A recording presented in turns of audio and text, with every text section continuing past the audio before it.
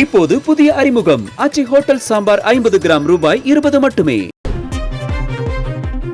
நெல்லை பாளையங்கோட்டையை இணைக்கும் 183 ஆண்டுகள் பழமையான பாலத்தை பயன்படுத்துபவர்களுக்கு புதிய கட்டுப்பாடுகள் விதிக்கப்பட்டுள்ளன.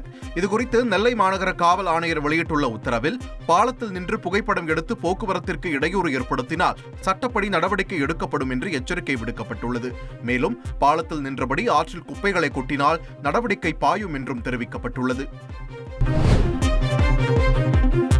தமிழக வெற்றிக் கழகத்தின் முதலாம் ஆண்டு விழாவில் பங்கேற்கும் கட்சி நிர்வாகிகளுக்கு பாஸ் வழங்கப்பட உள்ளதாக தகவல் வெளியாகி இருக்கிறது. பாஸுடன் வரும் நிர்வாகிகளுக்கு மட்டுமே அரங்கத்திற்குள் அனுமதி வழங்கப்படும் என கூறப்படுகிறது. நிர்வாகிகள் அனைவருக்கும் முறையாக பாஸ் வழங்கிட தவிக தலைவர் விஜய் உத்தரவிட்டுள்ளார். வருகிற 26ஆம் தேதி கிழக்கு கடற்கரை சாலையில் உள்ள அரங்கில் தமிழக வெற்றிக் கழகத்தின் முதலாம் ஆண்டு விழா நடைபெற உள்ளது. இதில் 2000த்திற்கும் மேற்பட்ட தவிக நிர்வாகிகள் பங்கேற்க உள்ளனர். இப்போது புதிய அறிமுகம் ஆச்சி ஹோட்டல் சாம்பார் 50 கிராம் ரூபாய் 20 மட்டுமே.